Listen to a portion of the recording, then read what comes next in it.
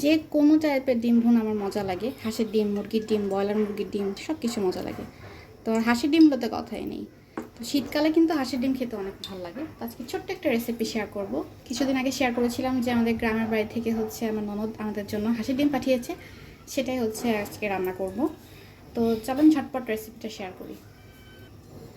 Normally ডিম সিদ্ধ করে হচ্ছে ভুনা করতে হবে। তো এখানে লবণ আর হলুদ দিয়ে দিয়েছি। একদম পিওর দেশি হাঁসের ডিম খেতে কিন্তু খুবই ভালো লাগে।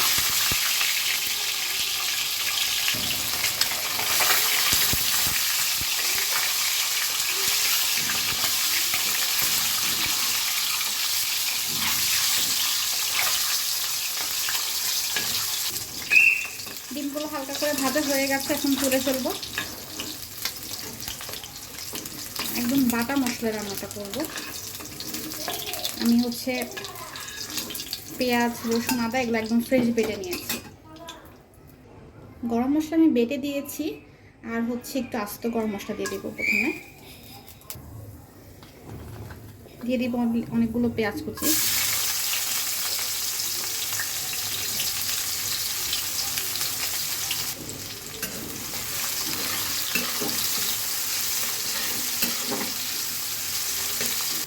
পেঁয়াজগুলো ব্রাউন করে ভাজা হয়ে গেছে। এখানে আদা রসুন বাটা আছে, আর হচ্ছে পেঁয়াজ বাটা আছে। সব কিছু মিলে হচ্ছে 3 টেবিল চামচের মতন আছে। ডিমের মশলা না প্রপারলি কষানোটা খুব ইম্পর্টেন্ট। একটু পানি দিয়ে খুব সময় নিয়ে আস্তে আস্তে কষিয়ে নিব প্রথমে, যাতে র স্মেলটা চলে যায়। মাংস বা মাছ রান্নার ক্ষেত্রে তো দেখা যায় যে মাছ কষানো বা মাংস কষানোর সাথে মশলাটাও যতটুকু কষানো বাকি থাকে এটা কমপ্লিট হয়ে যায়। কিন্তু ডিমের বেলায় কিন্তু ভিন্ন। ডিমের বেলায় মশলাটা প্রপারলি রান্না করে দেন দিতে হয়, এতে করে ডিম ভুনাটা কিন্তু অনেক মজা হয়। তো এটাকে আমি সময় নিয়ে কষিয়ে নিব র স্মেলটা চলে যাওয়া পর্যন্ত। লবণ দিব 1 চামচের মতন, হলুদ দিয়ে দিব 1 চামচের মতন, জিরা গুঁড়া 1 চামচের মতন, ধনিয়া গুঁড়া 1/2 চামচ থেকে একটু কম, মরিচ গুঁড়া 1 টেবিল চামচ। একটু ঝাল ঝাল হবে তো। সবগুলো মশলা এখন আর একটু কষিয়ে নিব। একটু পানি দিয়ে দেব।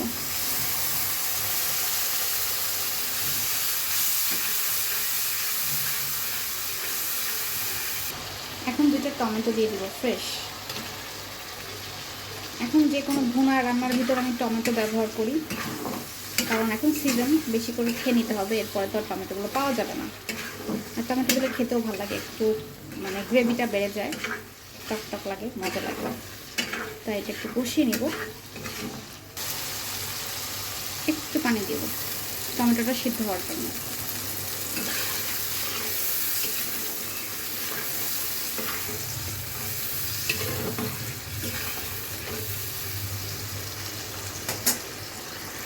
প্রপারলি মশলাটা কষানো হয়ে গেছে, এখন ভেজে রাখা ডিমগুলো দিয়ে দিবি।